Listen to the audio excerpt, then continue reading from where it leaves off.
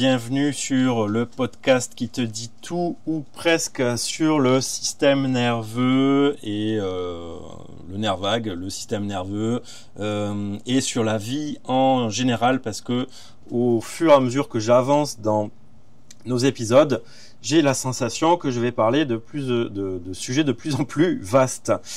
Je vais essayer de garder mon cap afin de ne pas me perdre déjà en premier, ce serait bien, et aussi de te garder à l'écoute, évidemment. Alors, aujourd'hui, on va aborder un sujet autour de la biologie, évidemment, du système nerveux autonome. Et avant d'aller là-dedans, une rapide présentation. Donc, Guillaume Culioli. Je suis professeur de Qigong. À ce titre, je lance là une série de masterclass pour présenter le Qigong et pour bientôt lancer quelque chose que tu découvriras si tu assistes au masterclass. Donc, pour s'inscrire, tu pourras trouver le lien dans la description du podcast, de l'épisode, ou sous la vidéo YouTube, comme d'habitude. Je suis coach, thérapeute, passionné du système nerveux, de la vie en général, de comprendre comment tout cela s'imbrique pour donner forme à ce qu'on peut expérimenter jour après jour, et ça va être pas mal notre sujet du jour, justement. C'est-à-dire que je vais t'inviter à te poser la question: comment est-ce que tu peux changer ton point de vue face aux événements? Mettons, je vais te partager quelque chose. Si tu es sur YouTube, tu t'es certainement rendu compte que l'environnement autour de moi n'était pas du tout pareil. Je ne suis pas dans mon bureau, dans ma maison. J'ai changé d'île pour un temps, là, pour travailler. Et je suis donc sur l'île de Saint-Barth. Saint-Barth qui est connu pour ses multiples petits avions qui atterrissent, que tu vas entendre, parce que qui dit changement de lieu dit changement de fond sonore. Tu me connais, je vais pas m'enfermer dans un studio pour enregistrer. Donc voilà, il va y avoir des bruits comme ça perturbateurs. Donc là, si tu l'entends, c'est un avion. Sinon, il y a des travaux aussi dans les maisons à côté. Et ce que je voulais dire, c'est que donc je suis sur l'île de Saint-Barth. Saint-Barth, connue, réputée pour être une île qui attire les plus riches milliardaires de la planète. Voilà, elle est réputée pour ça. Il y a Dubaï aussi maintenant qui va attirer d'autres populations. Et ici, on est vraiment pour attirer. Alors, il y a pas mal de Russes, d'Américains. Enfin voilà, peu importe d'où ils viennent d'ailleurs. Et tu as très certainement énormément d'a priori par rapport à ce que je viens de te dire, par rapport à ce que tu peux t'imaginer de Saint-Barth, surtout si tu n'es jamais venu sur l'île. Et l'invitation aujourd'hui, à travers ce que je vais te partager, c'est déjà de sortir de cet a priori. Est-ce que tu en es capable de te poser cette question? Est-ce que tu peux t'imaginer qu'il y a autre chose sur Saint-Barth? Moi, je connaissais pas. Enfin, je n'étais jamais venu il y a quelques mois de ça. Ça fait 20 ans que je suis dans les Antilles. Et je suis donc venu la première fois en février, je crois, 2025. Et pour moi, je te partage mes croyances, c'est que, alors ça s'est érodé au fil du temps, même avant que je vienne la première fois, et c'est que on a cette image qui attire des milliardaires, des millionnaires, tout ce que tu veux. Sauf que, faut le savoir, il y a 10 000 résidents à l'année sur cette île. Et les 10 000 résidents, eh bien, ils sont pas, pour la plupart, à 98%, je pense, pas du tout millionnaires, et encore moins milliardaires. Ce sont des gens qui sont au service, qui travaillent sur l'île, qui travaillent, il y a de la construction, il y a tous les corps de métier au final, pour une capacité de 10 000 habitants. Donc il y a des écoles, il y a des instituts, il y a des profs, il y a des pompiers, il y a tout corps de métier confondu, comme on dit. Et déjà, ça permet de relativiser. Là, par exemple, on est, au moment où j'enregistre, le 2 octobre. Le 2 octobre, fin septembre-octobre, sont aux Antilles périodes cycloniques, des périodes très chaudes.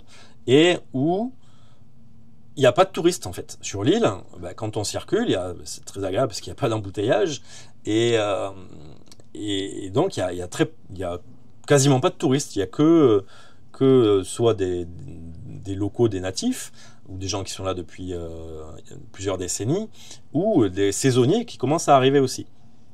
Et donc l'île n'a pas du tout la même énergie, on va dire, que en pleine saison touristique, en janvier ou février par exemple. Et ça, déjà, de se dire, ah ben oui, mais en fait, ok, il y a un côté, il y a les ultra riches qui viennent passer leurs vacances quelques jours avec leur yacht, tout ce que tu veux. Et de l'autre côté, il y a une autre vie. Il y a des tortues, des petites tortues terrestres, il y en a plein partout. Il y a des lézards que moi j'avais jamais vus ailleurs, sur d'autres îles. Il y a voilà, toute une autre vie. Il y a les humains aussi, évidemment.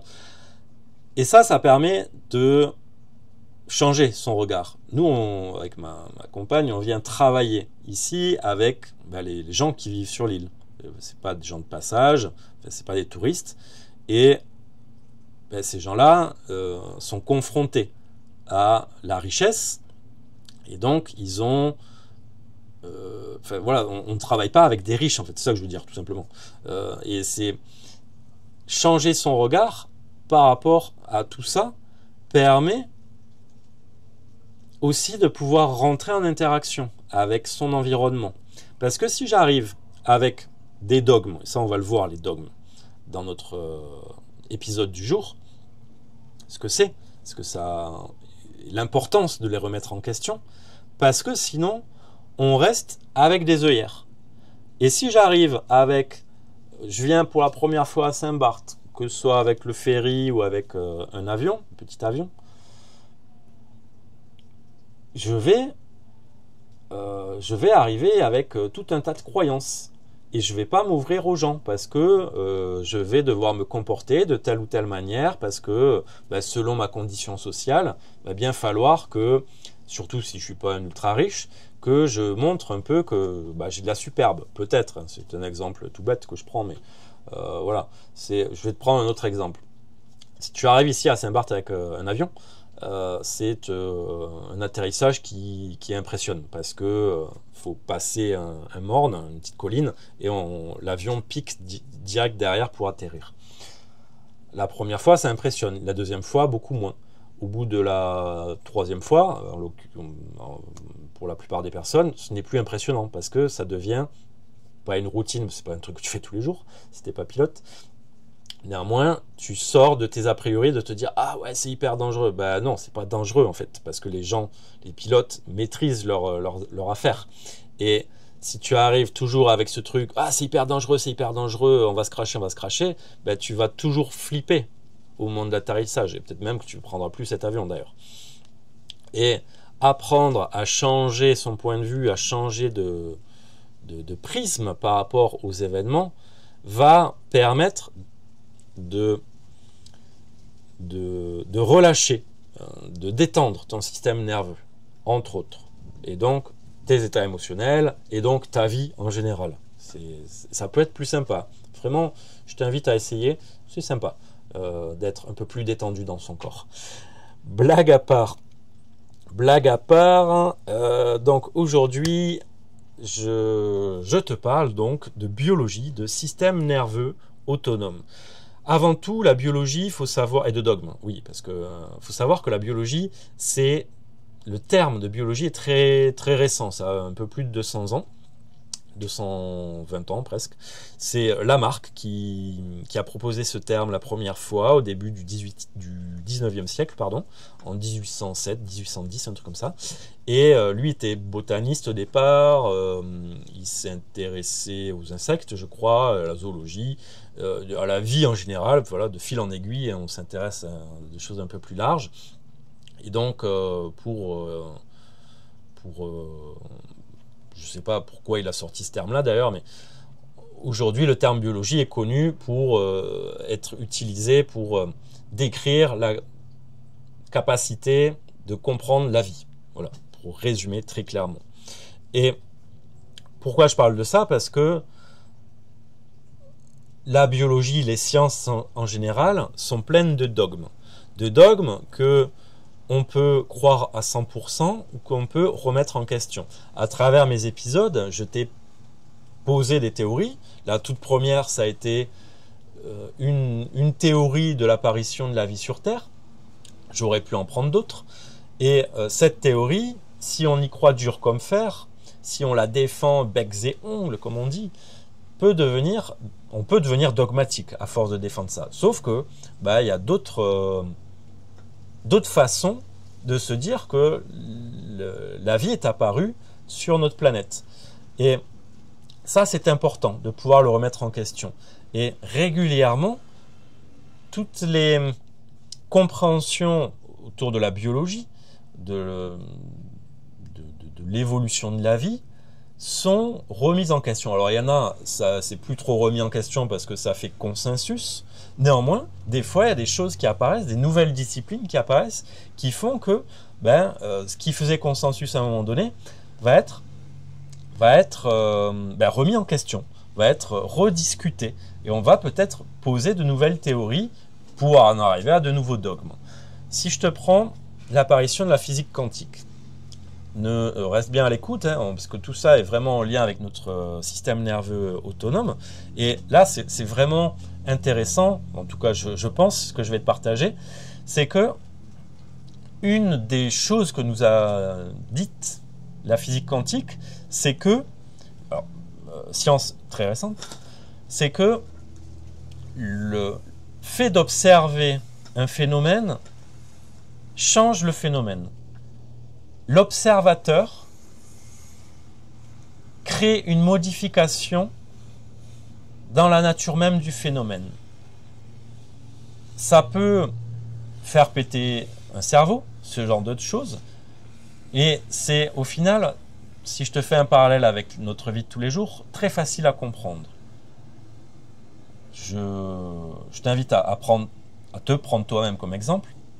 Regarde comment tu te comportes quand tu es seul. Est-ce que tu te comportes de la même manière quand tu es seul, quand tu es avec ton enfant, quand tu es avec ta femme, ton mari, quand tu es avec ta mère, ton père, tes frères, tes sœurs, avec, on va pas faire la chanson, mais avec ta belle-mère ou ton beau-père, avec ton supérieur, avec ton N plus 1, N-1, voilà. Regarde les différents comportements que tu vas adopter en fonction du public, on va appeler ça comme ça, qui t'observe. C'est exactement la même chose au point de vue moléculaire, au point de vue atomique. C'est-à-dire qu'à partir du moment où on vient observer un phénomène, même dans le macrocosme ou dans le microcosme, peu importe, cela vient changer ce qui est en train de se dérouler sous nos yeux. Alors que si on ne le regardait pas, ça ne se déroulerait pas de la même manière. Et ça, c'est fou. Parce que rien que le fait de se dire, je suis en train, devant moi, là, il y a un paysage assez sympathique, et j'ai d'un côté la mer, tu as pu le voir, derrière moi il y a la mer aussi, c'est pas un fond virtuel, ça existe vraiment, et de me dire que juste en posant mon regard ainsi, ça a une certaine influence sur ce qui est en train de se dérouler. Alors pour qui? Ça a questionné encore.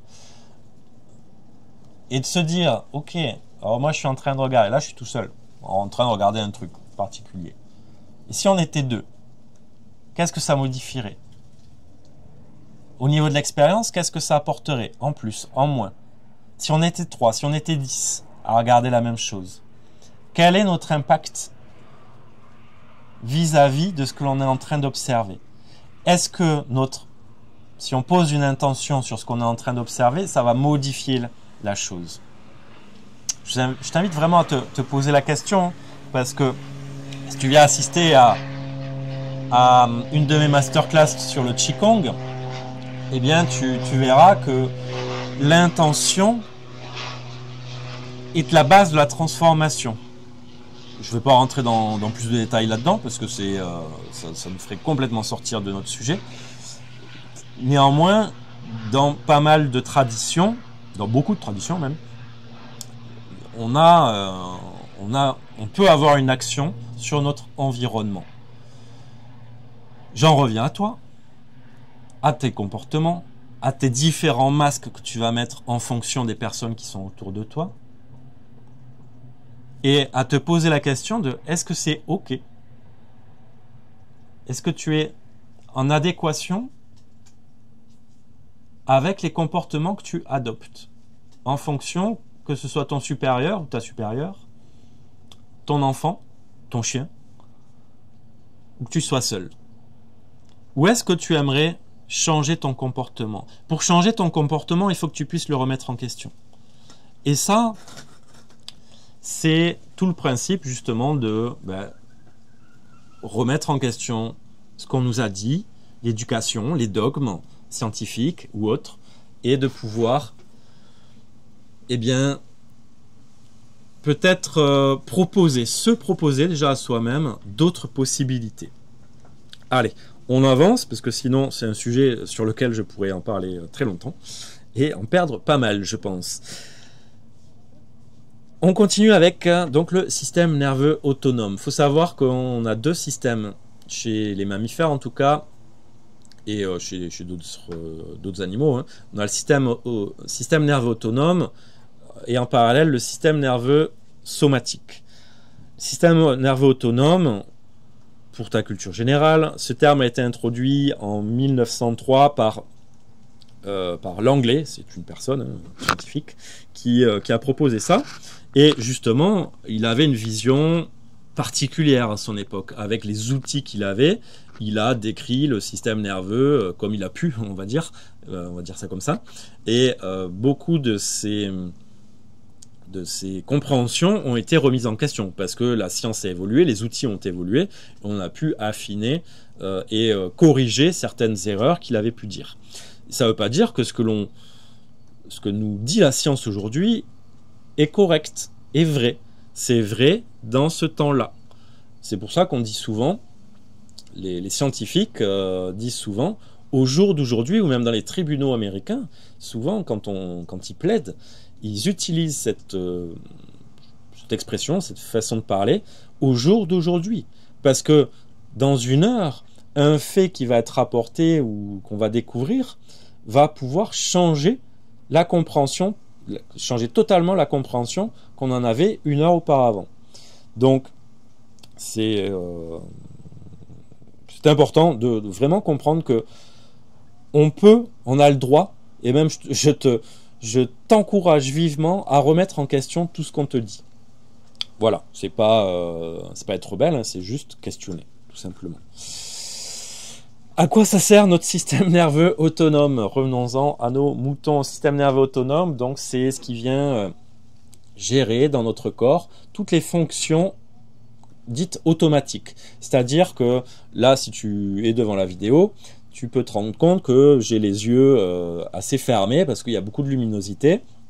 Et c'est mon système, naturellement, qui me fait faire ça. Alors, je peux contrôler l'ouverture, fermeture de mes yeux, sauf que si je garde les yeux trop longtemps ouverts, il y a un truc qui reflète là, le soleil en face de moi, c'est pas agréable. Du coup, naturellement, ça va se fermer. Mes pupilles vont se contracter aussi, parce qu'il y a beaucoup de lumière, donc j'ai pas besoin de capter autant de lumière. Mon rythme cardiaque à un certain tempo qui est géré aussi par mon système nerveux autonome. En tout cas, le taux d'oxygène qui circule dans tout mon système artériel est géré de façon autonome, automatique. Ma digestion à travers ce qu'on appelle les muscles lisses, donc quasiment tous les muscles lisses de notre corps sont gérés de façon autonome. Muscles lisses, c'est pas nos biceps qu'on vient gonfler, qu'on vient travailler à la salle de muscu, ce sont des muscles profonds, plutôt organiques. Et la température du corps, enfin plein de choses à laquelle on n'a pas besoin de réfléchir pour nous amener m'amener à introduire le terme d'homéostasie. Qu'est-ce que c'est donc que l'homéostasie si tu ne connais pas? Eh bien, c'est... Alors, dans les définitions, on nous dit c'est le maintien de l'équilibre du milieu intérieur pour que toutes nos fonctions vitales soient dans un espace de fonctionnement optimal et qu'on puisse, seconde après seconde, continuer à vivre. Moi, j'aime plutôt dire que l'homéostasie, je ne suis pas le seul d'ailleurs, ça vient certainement pas de moi d'ailleurs, je pense, que c'est pas un maintien, c'est la capacité qu'à notre corps, à notre organisme, via notamment ce système nerveux autonome, à revenir, à tendre vers toujours plus, vers un certain équilibre interne. Parce qu'il n'y a pas un maintien de l'équilibre. C'est toujours en oscillation. Dire que l'homéostasie, c'est le maintien de l'équilibre du milieu intérieur, ça voudrait dire que c'est toujours, si je pouvais analyser ça sous un spectre, c'est comme si mon spectre était toujours flat, plat. Mais en fait, non, ça oscille. Ma voix va monter, ça va redescendre, mon souffle va monter, je vais expirer, et en fait, on est toujours en train d'osciller, toutes nos fonctions sont toujours en train d'osciller d'un potentiel positif à un potentiel négatif, d'un extrême à l'autre, et l'idée, c'est de, quand ça part trop haut, qu'il y ait un système opposé, qui permet de ramener ce qui a été trop haut, de le refaire descendre. Et à contrario, quand il y a des fonctions qui partent trop bas, si notre organisme fonctionne bien, c'est toujours la même chose, si on a suffisamment de vitalité en nous, il y a un autre mécanisme qui va se mettre en place pour faire remonter la fonction. Et c'est toujours une oscillation comme ça. Donc dire maintien, ça nous met une mauvaise information en tête en fait. C'est juste une capacité, c'est pas juste, c'est la capacité qu'a notre corps de nous ramener dans une certaine tranche, dans une certaine norme, on dit, alors j'aime pas ce terme du tout, mais dans une certaine tranche de vitalité, on va dire. Parce que si on est toujours dans l'extrême, au bout d'un moment, on va s'épuiser. Si on est toujours trop bas, à un moment donné, on va pas avoir assez d'énergie pour s'activer. Enfin bon, voilà, tout ça. Donc, système nerveux, il permet ça. Le système nerveux autonome, pardon. Il permet à cette homéostasie d'être présente, d'être active, encore une fois, dans un organisme en vitalité, avec une santé avec une vitalité suffisamment forte. Forcément, s'il y a une maladie chronique, des douleurs chroniques, une blessure importante, voilà, ce genre de problématique, cette homéostasie va être mise en difficulté. Le système nerveux autonome va faire ce qu'il peut en captant donc des informations qui lui arrivent, donc on appelle ça des afférences, c'est-à-dire que notre système nerveux il capte là constamment, moi par exemple la température là, ok c'est en train de changer, hop il y a un petit courant d'air, ok donc je capte l'information, ça arrive dans mon cerveau, ça renvoie une information, donc une efférence pour que mon corps s'adapte. Je te passe les détails et tout ça pour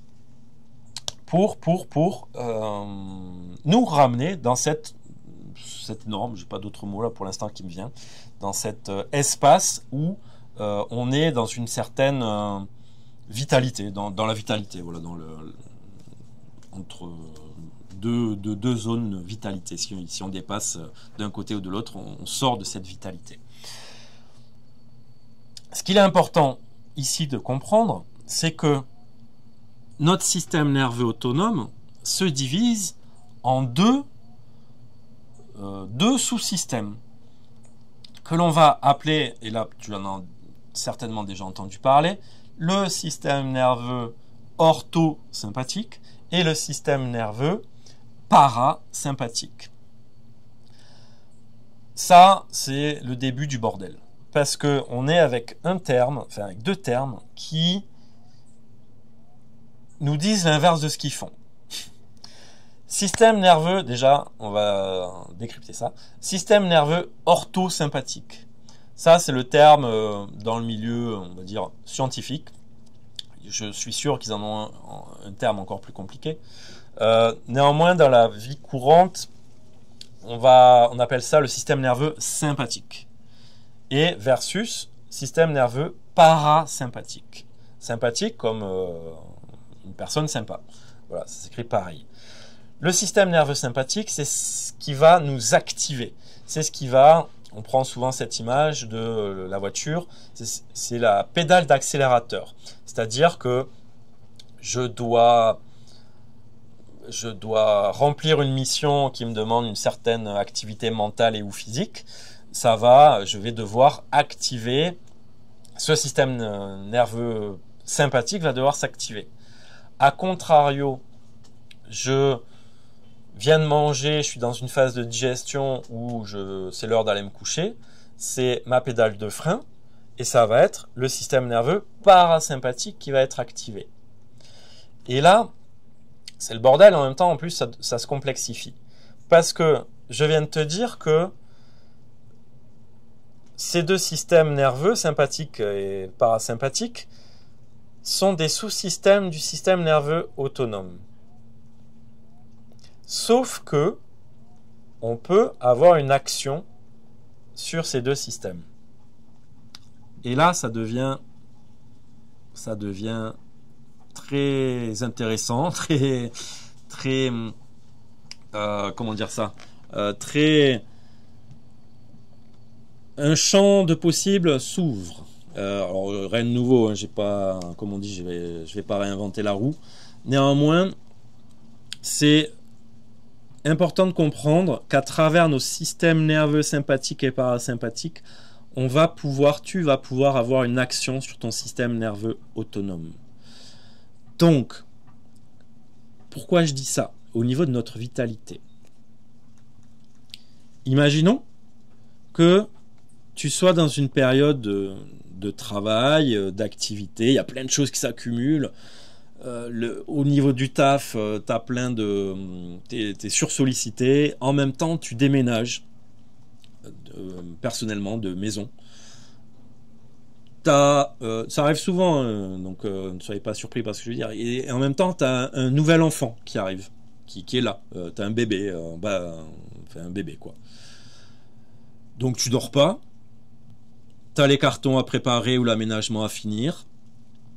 Tu as le boulot qui te prend énormément de temps et d'énergie. Et alors, selon ton âge, à un moment donné, on va dire que tu es hyper haut en énergie. Tu arrives à gérer. Les non-nuits s'accumulent. Et là, la fatigue commence à arriver. Ça tire sur de tous les côtés. Et donc, tu sors... L'homéostasie, à un moment donné, ne devient plus possible. Ce maintien, comme on dit dans les définitions, mais cette capacité à revenir à un certain équilibre de vitalité n'est plus possible. Pourquoi? Parce que, là, typiquement, dans l'exemple que je t'ai pris, il n'y a plus de sommeil, plus assez. Le peu de sommeil qui est présent n'est pas suffisamment long et réparateur pour permettre à l'ensemble du corps, de l'organisme, de récupérer, de se régénérer. Et donc, notre équilibre, on va dire, il est là, si tu vois la vidéo, il est entre deux données, et en fait, comme tu n'arrives pas à récupérer, tu es sous la norme, continuellement, et tu n'arrives pas, au fur et à mesure, tu n'arrives pas à remonter. Il y a peut-être des moments dans la journée où tu as un regain d'énergie, ou parce que tu as bu 15 cafés, sauf que très rapidement, il y a un crash, et tu t'effondres. Comprendre que ce n'est pas... qu'on peut agir dessus, et que ce n'est pas définitif, déjà, c'est un grand pas. Beaucoup de personnes subissent ce genre de choses, ou pensent que il faut qu'ils arrêtent tout parce que ils croient qu'on va leur dire tu viens me voir, moi je suis coach, tu me dis ça, Et en fait, tu vas pas venir me voir parce que tu as peur que je te dise, eh ben oui, mais mets-toi en arrêt de travail, en fait, ou prends un congé paternité, ou je ne sais pas, ou maternité, peu importe. Et prends du repos, en fait. Alors oui, c'est certainement quelque chose que je vais te dire. Et surtout, aussi, parce que c'est pas toujours possible, je vais te dire, ok, est-ce que tu sais que tu peux venir actionner ton système nerveux sympathique et parasympathique en fonction des moments de la journée pour que ton sommeil soit plus récupérateur, que dans ta journée, quand tu as besoin d'énergie, ben, tu puisses activer volontairement cette énergie. Quand tu n'en as plus besoin, ben redescendre, prendre 10 minutes de pause, mais vraiment en activant ton côté système nerveux parasympathique pour vraiment avoir une pause à l'intérieur du corps, un espace de repos, et ainsi de suite.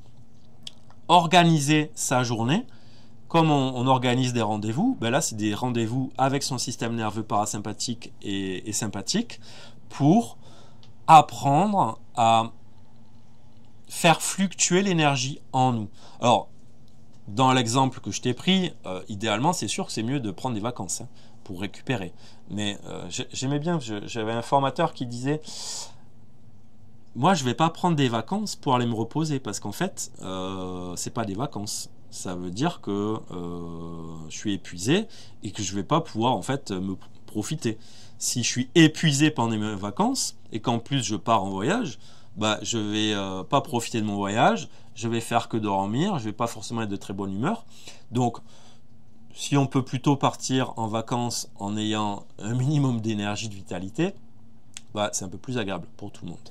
Bref, je dévie encore une fois.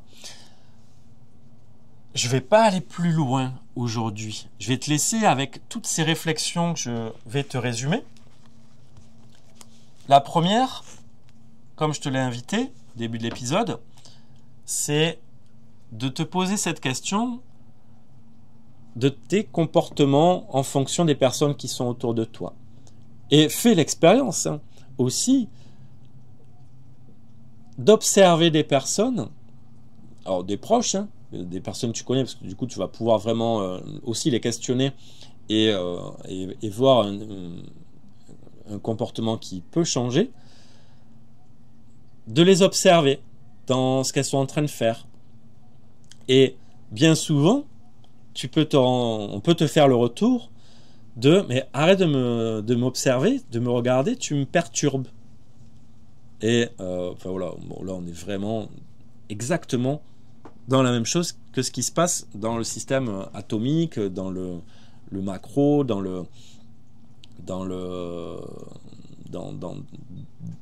l'univers en fait. Mon regard influence ce que j'observe.